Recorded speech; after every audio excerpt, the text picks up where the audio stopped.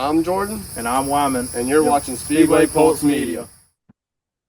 What's Hey, up, guys? hey, hey, Wout, how are you? How are you guys doing? Good. How Good. you? Oh, good, thank you.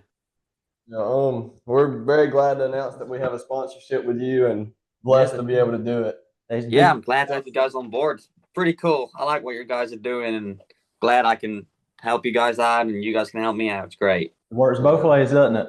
Yeah, absolutely. Yeah, Hopefully, great Chili Bowl run, great indoor season as a whole. So, yeah. Last year was pretty good, so hopefully we can improve on that. Real stacked entry list this year. There's a lot of really big names in racing from all over, so it should be really fun to do this year. Yeah, there's always going to be a lot of big names out there. It's biggest race of the year, so it's always going to be tough always. yeah. So we'll go ahead and start out with the interview part of the call. And so what really got you into racing? So my dad's always had a race team. He's never really raced himself. So then I kind of started out in go-karts over here on the circuits, and it's just kind of rolled into the oval scene. That's what my dad always did as a team owner. So then just started out on the ovals. It's dirt and tarmac over here, so asphalt, Right. and just kind of rolled into it just like that, and did karting for a few years, and then just went on to ovals. Uh, Won a lot in karting, so it was hard to kind of leave that scene because I was Right. enjoying it and I was pretty good at it. So then going to the oval, I still kept doing good, and I always wanted to come out to America. So then when I had the chance to come out to America and race sprint cars and everything else over here or in America, really, it's no brainer to go over to America. Right. Totally understand that. But obviously, you were the first ever driver to win from the Netherlands in American sprint cars, which that's obviously pretty huge. And I know that stands high on your achievement list. Yeah, it's pretty damn cool. When it took me a while to win that first race, and I feel like I should have had a couple more this year, honestly. Definitely it should have had 3 or 4 that I feel like we deserved, but I just probably just gave away or just something happened. So I was really happy to get that first one and just put my name in the history books, and it was a really special night for sure. Right, which that's going to be one thing if something happens and your racing career goes downhill, which obviously we hope it don't, because I mean, obviously you're great at racing as you can see, and that's going to be one thing you'll be remembered for regardless of what happens.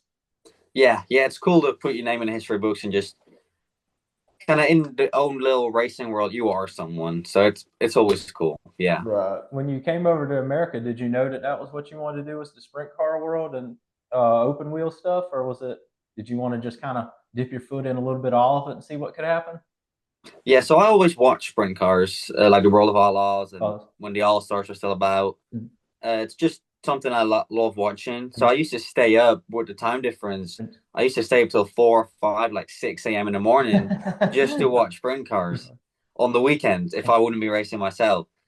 So we went to Fallujah, to Florida, to watch the World of Outlaws. It's like a family holiday.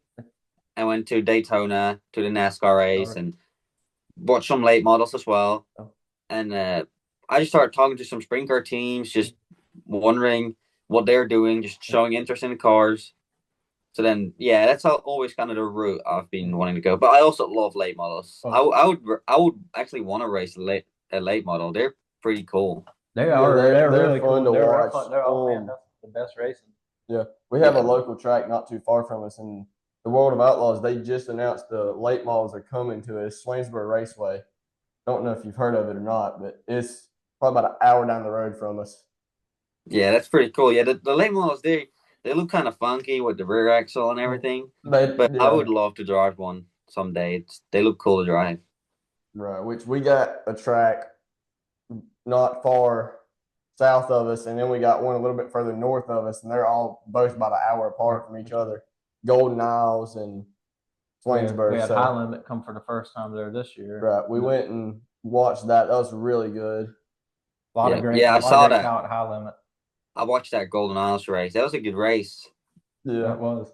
Yeah, we were talking to with the winner Jacob Allen, and a lot, walking around the garage, and a lot of drivers saying, they didn't really care for that track too much because really that's a late model track. That's really most what they get. But Yeah. They ended up getting a pretty good groove in. It looked like around the top side of that track, and it ended up being a really good race. Jacob Allen, and then I think it was Justin Peck and Tyler, Justin and Peck Tyler and Tyler Courtney. Courtney. Yeah, they put Yeah. on a really good show. But how about I know you do both the indoor sprint cars and all that. What are kind of some of the different driving techniques maybe between the two? Obviously, they're somewhat the same car with maybe without the wing, but how is the transition from going from one to the other? So the wing sprint car compared to the midget is the 410 wing sprint car is just so fast.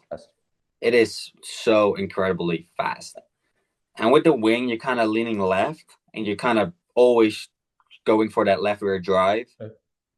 And in the mid, and you lead the sprint car with your right front, Mhm. and then with the midget, you're just kind of throwing it in sideways. You're always hard on the gas because you need to keep your wheels spinning, and then you're on the right rear, just leaning on it, and you're leading the midget with the right rear. So it's two completely. The midget is really. It's a really sketchy feeling because you feel like you can flip over anytime. Right, because So like you see Christopher Bell a few years ago, he caught that one right front wheel and it just gone. Yeah. But then the sprint car is just so fast. You're on like a half mile, you're just wide open, and it just sticks. Now it looks like y'all never really on the tracks really turn straight. Is it really pretty much a kind of a left motion most of the time, kind of holding the wheel left, or do you straighten out a little bit?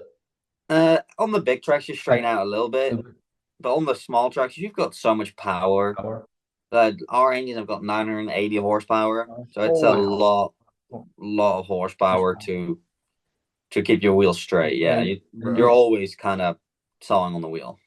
Right, and then Tulsa is so small. It's just turn left, don't even really get a chance to start straightening out, and you're going right back around another corner. So yeah, and it made it you're barely ever turning straight. That's right. Yeah, and it's sometimes you can tell it on TV, when you watch the events and stuff. But I always kind of wondered from the driver's perspective, kind of how that was, because the dirt track is compared to like pavement tracks. There's not really much straightaway in it. It's really all kind of like you would say a full on oval, because you look at some of the NASCAR tracks and stuff that you got a pretty good straightaway that you're able to cut the wheel back straight. Right. Yeah, and I love when I'm watching a race. I love it when drivers have like white gloves or fluorescent yellow gloves because you can see the hand movements. Yeah, it's really. That's one thing I love watching when I'm watching a race. Right, which it's kind of like a few years ago. Carl Edwards, he always wore the white gloves in NASCAR and stuff, and you could hear Larry McReynolds one time whenever Carl Edwards got loose. You could see those hands through the windshield just going back and forth on the wheel. Yeah, which that's something that you can't see with the black gloves or a darker colored gloves. So it really it's a lot harder to see. That's why my gloves are white for this year's Chili Bowl. Except they might be orange by the end of it. Yeah, all that clay. Yeah, maybe. Yeah, Chili Bowl's not too bad. It keeps it because it's in a building. It doesn't really get that dusty or dirty, so it's pretty good. I probably wouldn't have done a white suit if it wasn't for that. Who would you say, racing in America, who has been one of your toughest competitors that maybe you've leaned on some to get some information out of, and also had some of your best races with so far? Man, there's a lot. So obviously we've raced with the World of Outlaws and them, and they're tough. Like these guys are tough. But then also I've raced on the local scene in Oklahoma, and there's some really, really good drivers out there. Like I've just thought I'm perfect all night, and I'm just third or like fourth. Yeah. So there's it's the All Capital Racing Series OCRS that we raced a lot this year. Okay. And there's a lot of tough guys like Johnny Ken, Noah Harris, Sheldon Barksdale, Joe Bobley. They're all really, really good guys. So I'll probably say the local racing scene in Oklahoma, there's probably those 4 or 5 guys that are just tough. Yeah, for sure. They could probably go out and beat some of the big name guys in it, or give them a really good run for their money. Yeah, definitely. Yeah, it's just the there's so much money in the 410 stuff, and You need to travel a lot. That's what we found racing 305 and 410 this year. 305, we could race 2-3 times a weekend, about 2 hours from home. Oh yeah, that ain't bad at all. Yeah, it's perfect. Right, which, like you say, the midgets and the stuff, they are so different. Which I saw the other day, Kyle Busch, he was getting fitted for his midget seat for the first time and actually got stuck in the seat. Yeah, I saw that. Yeah. And so like your legs, they're like just straight down, like you're sitting dead 90 position in a midget, which they said that in the micro is different. Like your legs are straight out. Is that the same in this 410 or no? Yeah, the 410 you're straight down as well. Oh, okay. So you're sitting dead 90 in that as well? Yeah, so the 410 is the same as the midget. Ooh. Yeah, but I can tell you, it's a lot better than the micro. Oh, the micro is horrible. Yeah, I hate the micro. So does the do you race much of the micro, or is it mainly the 410 and the midget mostly this season? Yeah, I haven't really raced the micro a lot lately. Last time was at the shootout last year. I raced a buddy of mine, Chance Cody's car, just an A class and non-wing. Yeah. So yeah, it's exciting this year. I get to do all 4 classes. Thanks to Johnny Boland letting me run his personal car. And it's going to be a great shootout. I mean, I'm going to have so much track time that I'm confident we can be really good, especially in the stock classes. Right. So then, yeah, the micro, it's a lot of fun, but I think they're hard, man. They're different. Kind of different what you're kind of used to, per se? Yeah, for sure. And definitely just doing it like once a year. It's tough. Like I've not forgotten what I did last year, and also it's a different chassis now. I've never been in the same chassis 2 years in a row at the shootout. Wow. So this is my 3rd chassis in my 3rd year. And then kind of getting into the rhythm of it, when you're out of it, so long, it's kind of difficult. Yeah, it's a 3rd different team as well. So that's another learning curve on it, learning the new people and the way they kind of set up the car and stuff. Yeah, but I feel like I'm set at a really good place with Johnny now, and I have a lot of fun with him. I helped him out at Port City for the KKM Give Back Classic, and I had a blast with him. So that was kind of to get ready for indoor season and just be ready when we get into that building to go chase one of those little golden man. One of the little golden man. Yeah, that's what we want. That's pretty funny. But no, you say with the Tulsa indoor shootout and stuff, like all that, you think that's going to better you for the Chili Bowl since Chili Bowl's like right the next week? Yeah, absolutely. Yeah, because I'm at the seat now for so long. It's really hard. It takes a couple laps to get back into it. Right. And at the Chili Bowl, you don't really get a lot of laps. No. So so the shootout and just being on that track and being in the environment, I feel like will help me the week after at the Chili Bowl for sure. Now, would you say that they prepare the track the same way for both races? Not the same way. It always acts kind of different because the midgets have got so much more horsepower. Right. But you can see some little stuff that transfers over, like how the cushion builds up, like just how fast it moves to the top. Like it's always a little different each year. Right. Which obviously it's going to be somewhat different because they don't want the Tulsa shootout guys to come in there and say, "Oh, we ran this track last week. We know what it's going to do."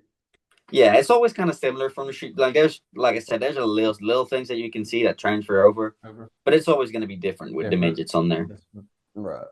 No, and then like the midgets, bigger, faster car than what's going to be run the week before. Yeah, absolutely. Yeah, they've got a lot more horsepower. Yeah. And would you in the sprint cars now, would you say that you would want to venture into maybe NASCAR or something like that one day? Yeah, so that's funny you ask that. I've got someone from TV over here who's talking to NASCAR, and NASCAR's got a Drive to Diversity program now. Right. And they're maybe looking into letting me do one of those. Okay. So it's definitely on the cards to do something like that. Right. I love asphalt racing personally. I've grown up on the circuits, on go-karts, asphalt. So I love dirt racing, but I also love asphalt. Right. Really, next step for you could do maybe get one of the super late models or something, and yeah, absolutely. ARCA or Cars Tour or something. And like I said, there's a lot of kind of like where you are right now. A lot of couple guys race World Outlaws, High Limit, Chili Bowl and stuff, so you can race against some of them because I know like Harvick, Kyle Busch, a lot of them venture out and do 1 or 2 races a year, but yeah, for sure. Kyle Larson did a lot of races. Oh, yeah. He'll win like 40, 50 races a year because he's running multiple disciplines, and he's actually like he's good at it. Like somebody that can consistently jump from car to car. Yeah, he's stupid good. Stupid good. I think he's the best that we'll ever see in our generation. Yeah, no doubt. Which Connor Zillich might give him a little run for his money, but right.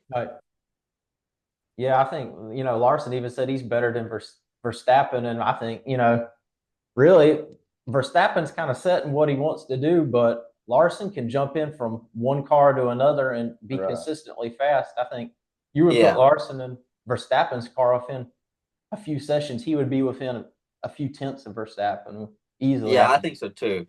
I think Max will be better in his car, and Kyle will be better in his car. Right. Yeah, it's probably how it would go. Yeah. But yeah, like you said, this year so what's kind of like the goals for you for this year? You gonna go to some new tracks you haven't raced before, hopefully? Yeah, so it's always fun to go to new tracks. I actually keep a track of all my race tracks I've been to. Oh, cool! In my career. That's awesome. So I think it's pushing 50s now. Oh wow! Yeah. So that's so the most is obviously in the Netherlands, and then I've been to a lot of countries as well. And then America has just passed England for the most tracks I've raced. So America's now second on the list. So it needs a couple more tracks to beat the Netherlands, but it'll probably happen this year. We're gonna try to run a lot of 410 races and just improve on last year. Right. And I think it's good to set goals because it's something you can look forward to. Absolutely. So yeah, we gotta definitely get together with the team, before the season and set some goals and definitely hopefully achieve them. Right. Now, do they do a lot of dirt racing over in kind of the European side? You think of Europe and it's a lot of the open wheel and sports car side of things. Was there a lot of dirt racing over there? Yeah, so we do F2 stock cars and F1 stock cars, and they're I think we have about 3 dirt tracks over here, like dirt tracks. So there's a few, and then we race in England as well. They've got like 6 or 7 dirt tracks. Really? That's not something you really wouldn't think about over there in that side of the world. I think it's mainly, like road courses and open wheel and the sports car side of things. Right. Yeah, they're nothing like the American tracks, but they're cool tracks for sure. Now, have you raced the dirt tracks over there as well? Yeah. I raced on them before I went to America, and then I have to come back every 3 months, so I try to plan it just right so I can race over here. Oh yeah, it works out for you there. Yeah, it's always fun to get to race with my dad again and just do what we always used to do. Right. You can't beat that there. No, it's good for sure. Who would you say this year is maybe one of the competitors you're looking forward to getting to compete against? Obviously Chili Bowl, you got some really huge names coming, but is there someone you kind of circle on the list like that's someone that's really gonna be cool to get to compete against this year? For Chili Bowl, obviously Kyle Busch would be cool. Just like because you have obviously the prelim night for Chili Bowl. I hope maybe he's on my prelim night, so I can go toe to toe with him and hopefully beat him. Obviously, that'd be awesome right there. I mean, I think I should beat him because he hasn't done a whole lot of not that I've done a whole lot of major racing, but he's probably done more laps with the testing he's been doing. Right, which he was testing at Millbridge the other day. And he's running, I think, 2 or 3 coming up pretty soon here out in California. Right. He also got Larson. He runs them all the time. And I saw where Santino Ferrucci's running some with him. Yep, I saw that. And then I think I looked at the entry list. Then you got people like Jesse Love, Brent Cruz, people that run just about everything. And so you got all of Keith Kunz's crew coming over there with about 15 cars. So yeah, they always have a lot of cars for sure. I look at the kind of the Chili Bowl kind of like the Rolex 24. That's one of the big races here in America. You get this kind of first race of the year, so you get everyone kind of come in and knock the dust off of things. And so that's kind of like the Chili Bowl is kind of similar to the Rolex, just the amount of talent of drivers and different people that run it. And that's what I think is really cool about those type of races. Yeah, it's the start of the season. Everyone brings new cars. There's really, really nice cars in that building, and everyone just tries a little harder for it. And I always think it's so special because it's so like people put a lot of effort into it because it's so special, and it's so special because a lot of people put a lot of effort into it. It's kind of like some of those people's Daytona 500. That's the race they shoot to win for every year. Yeah. Yeah, all the other wins they do in a year are good, but if you don't win the Chili Bowl, it's kind of like disappointing for some of them people. Yeah. Yeah, those races are fun when there's a lot of added extra pressure, and especially in that building, man, that's a pressure place for sure. Yeah. As soon as you go down that ramp, I know people say it, and people probably don't believe it because they would think it's just going on another racetrack.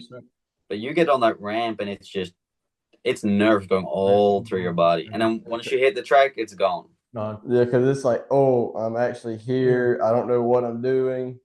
Yeah, I got told as soon as you roll into the track, don't look right into the big grandstand. Yeah, that'll really, you can really feel the pressure then because you got 100,000 eyes watching you. Yeah, but it's a lot of fun. I like those high pressure moments.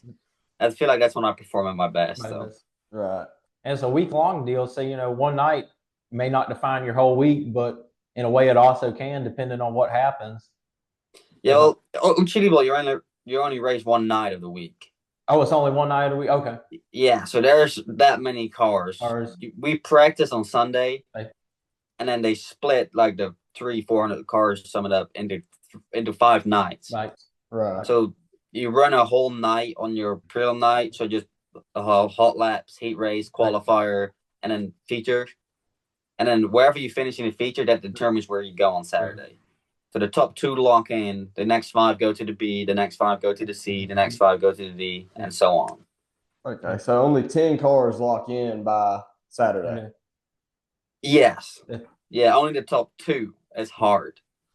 Yeah, that's like I said, the pressure can really get to you there, but like you said, a lot of people perform best when the pressure is really high. So hopefully, and a lot of people make mistakes as well. That's where I feel like I capitalize. I feel like I don't make mistakes when there's a lot of pressure on. So I feel like I'm just calm and I keep my rhythm. Right, which that's what everybody wants to do, to make sure that they can get to Saturday, because it's not really just one race. It's 2 races. The first race is getting to Saturday, and then the second race is what you do on Saturday. Yeah, and it's because there's nothing else going on during that period. All the eyes are on Chili Bowl. Right. And also back over here, it's a big thing. Like my buddy Tom Harris, he used to race Chili Bowl with Keith Coons for the last couple of years. And he's got a big fan base. He's like the man to beat over here. There's a lot of people that just follow it. And when I won a feature last year at the Chili Bowl, and he finished second behind me. So it was like the Briscoe, that's the organization over here. The Briscoe guys finishing 1-2. It was really cool. We got a lot of response off of that. Right. And yeah, last year, like you said, that was a fantastic battle. I was going back and rewatching it, and y'all had a really great battle. Now, if I remember, it seemed like it was a kind of a caution-filled race, though, but y'all were able to capitalize when it happened, when it was green flag running. Yeah, I started 3rd, and I think Tom started 2nd or 4th, or he started right behind me, actually, I think. And he was in a Keith Coons car. He's done this for about 7 years. I thought for sure he would probably get by me at some point. I was like, I'm just going to go out here and do what I can do. So I was in 2nd the whole race, and I heard him. He was ripping the top, and I was just running the bottom. And I could hear him up there, and I could hear him get closer and closer. So then there was a caution, and I knew, okay, that's good. That killed his momentum. So then I passed the guy for the lead after the caution, and I heard him up there still, and he was up there the whole race. Right. But then when I saw the white, I was like, okay, just don't mess up here. Just don't mess up. And then when I won, it was really cool. Yeah. And the fun thing is, when I won that feature, I got to go into the next. Right. So I had a blast in that last feature. I would think it was 16 to like 6th. Oh, wow. And then I missed the transfer by 1 spot. Wow. So that was transferred to the A, right? That is transferred to I think the C. Oh, okay. Yeah. That's always the goal. You want to be racing after driver intros. Yeah. So you want to kind of have your suit on still for driver intros. Yeah. That's always, I think, a lot of people's goals at Chili Bowl. Let's make the C, B deal kind of thing. Yeah.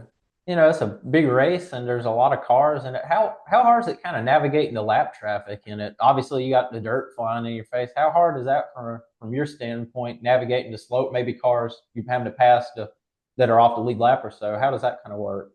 I love it. I love lap traffic. I feel like I've got like a second sense kind of deal where I can just feel like where they're gonna go. Yeah. And just like a lap before, I know exactly where they're gonna go, and I know where I'm gonna go to pass them. Right.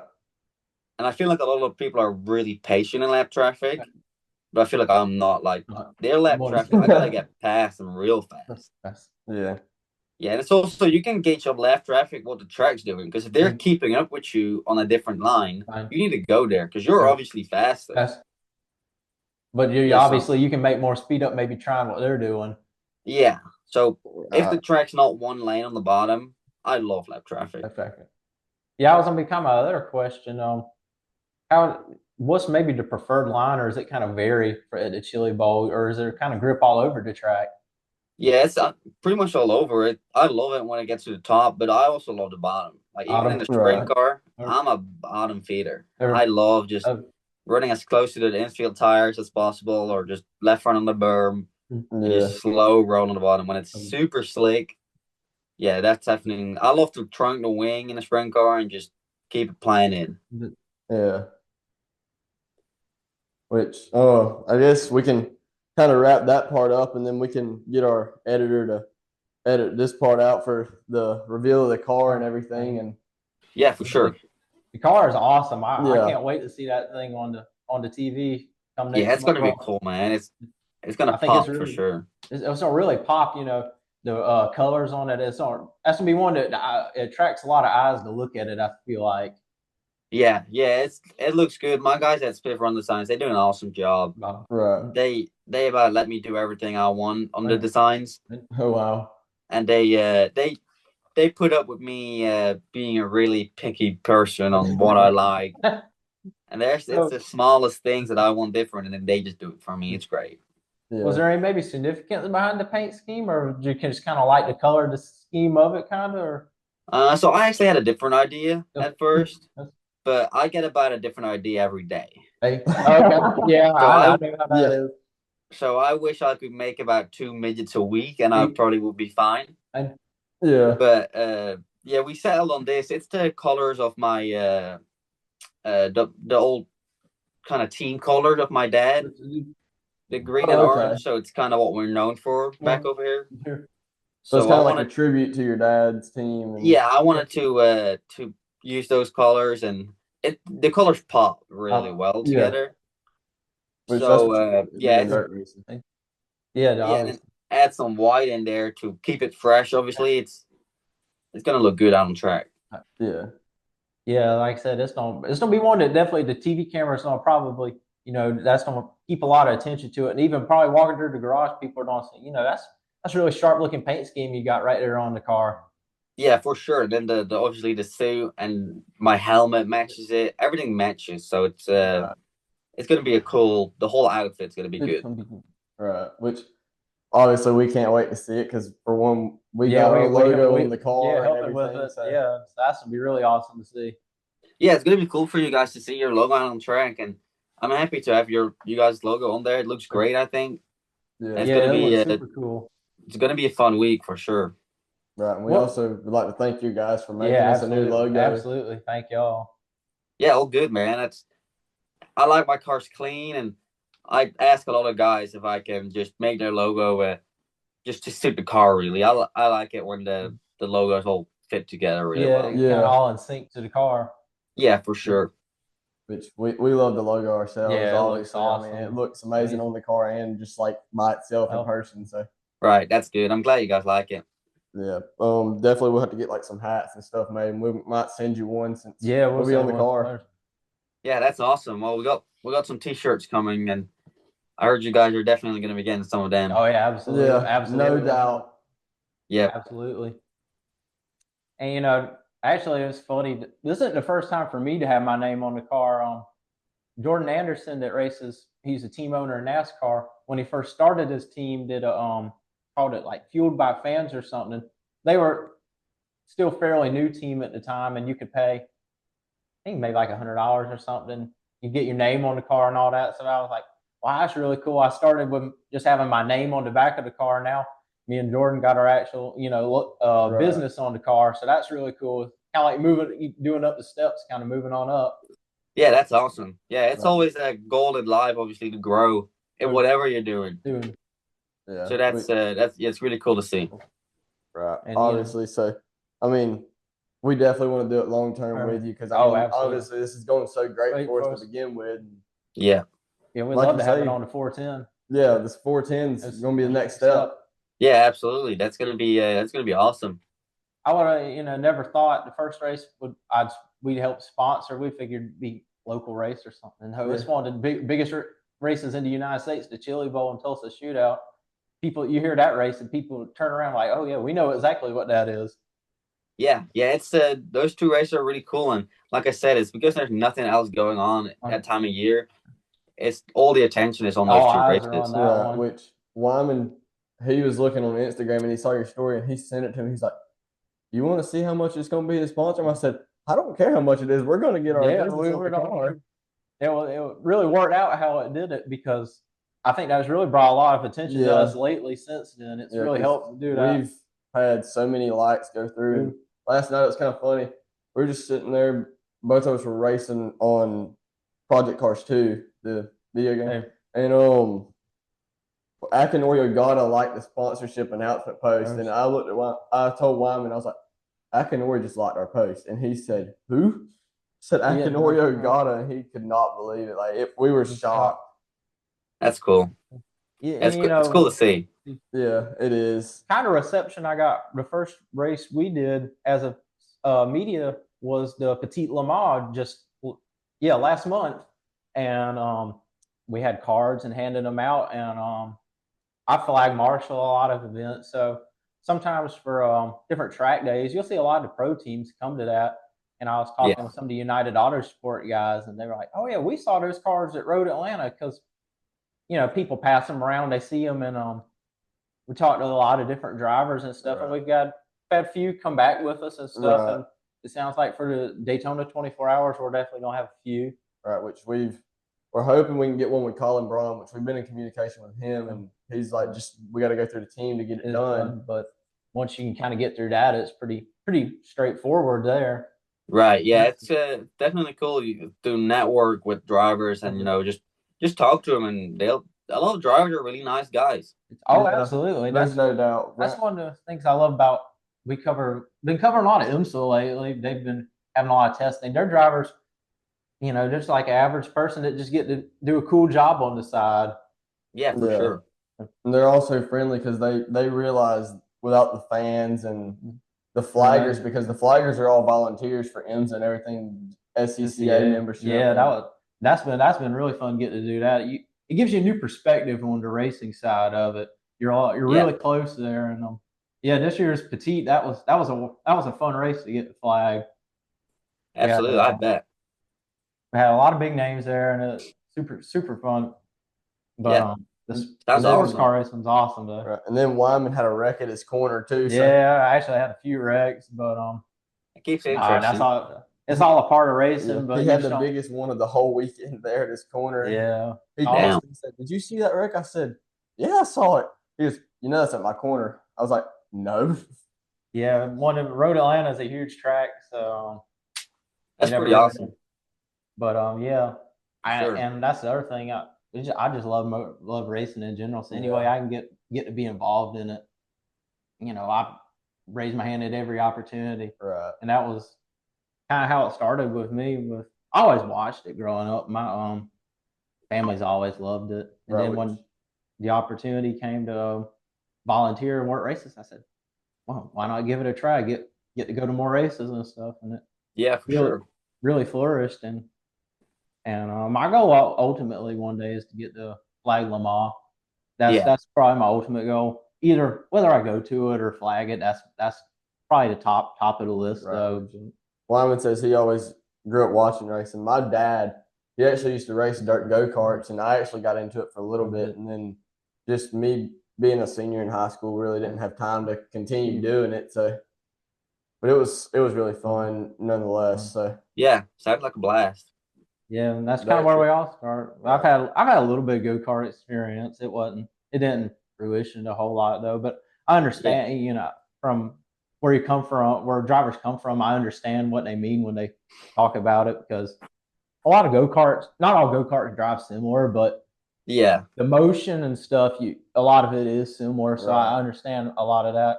And mine wasn't really dirt. Mine was more road course stuff.